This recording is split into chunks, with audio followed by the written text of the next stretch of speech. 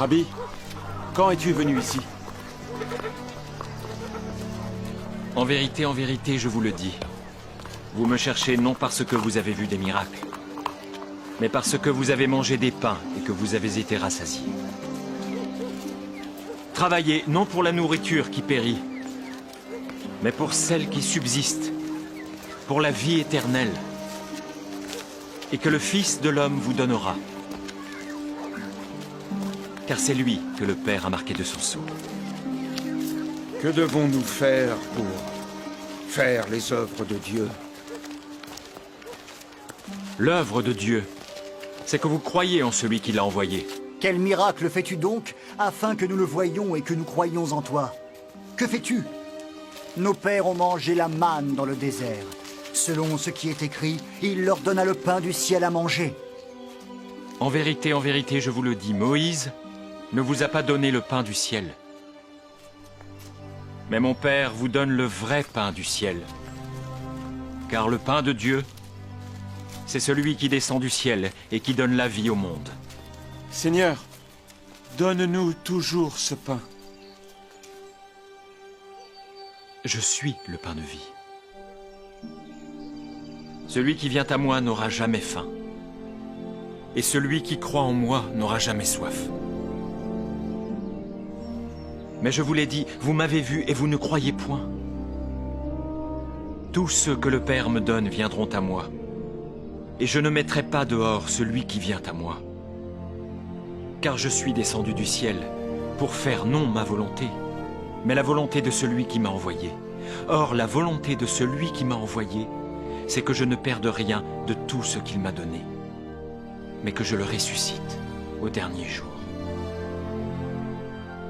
La volonté de mon Père, c'est que quiconque voit le Fils et croit en lui ait la vie éternelle. Et je le ressusciterai au dernier jour.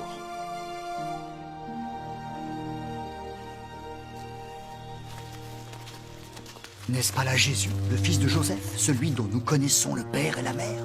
Comment donc dit-il, je suis descendu du ciel? Ne murmurez pas entre vous. Nul ne peut venir à moi si le Père qui m'a envoyé ne l'attire. Et je le ressusciterai au dernier jour. Il est écrit dans les prophètes, ils seront tous enseignés de Dieu. Ainsi, quiconque a entendu le Père et a reçu son enseignement vient à moi.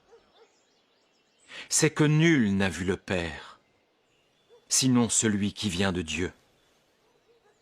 Celui-là a vu le Père. En vérité, je vous le dis, celui qui croit en moi a la vie éternelle. Je suis le pain de vie.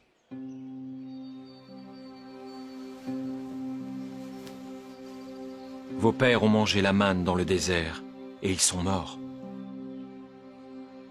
C'est ici le pain qui descend du ciel, afin que celui qui en mange ne meure point. Je suis le pain vivant qui est descendu du ciel. Si quelqu'un mange de ce pain, il vivra éternellement. Et le pain que je donnerai, c'est ma chair, que je donnerai pour la vie du monde. Comment peut-il nous donner sa chair à manger? En vérité, je vous le dis, si vous ne mangez la chair du Fils de l'homme, et si vous ne buvez son sang, vous n'avez point la vie en vous-même. Celui qui mange ma chair et qui boit mon sang a la vie éternelle, et je le ressusciterai au dernier jour. Car ma chair est vraiment une nourriture, et mon sang est vraiment un breuvage. Celui qui mange ma chair et qui boit mon sang demeure en moi, et je demeure en lui. Comme le Père qui est vivant m'a envoyé, et que je vis par le Père. Ainsi celui qui me mange, celui-là vivra par moi. C'est ici le pain qui est descendu du ciel. Il n'en est pas comme de vos pères qui ont mangé la manne et qui sont morts. Celui qui mange ce pain vivra éternellement.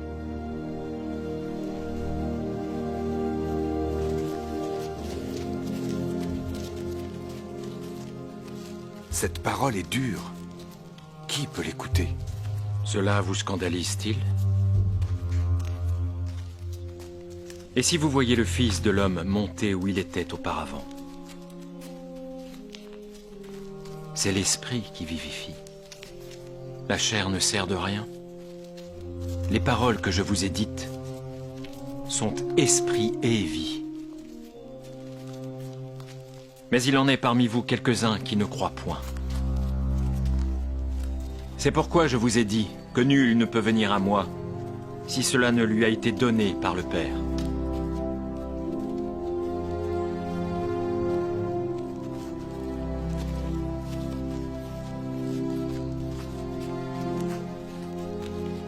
Et vous ne voulez-vous pas aussi vous en aller?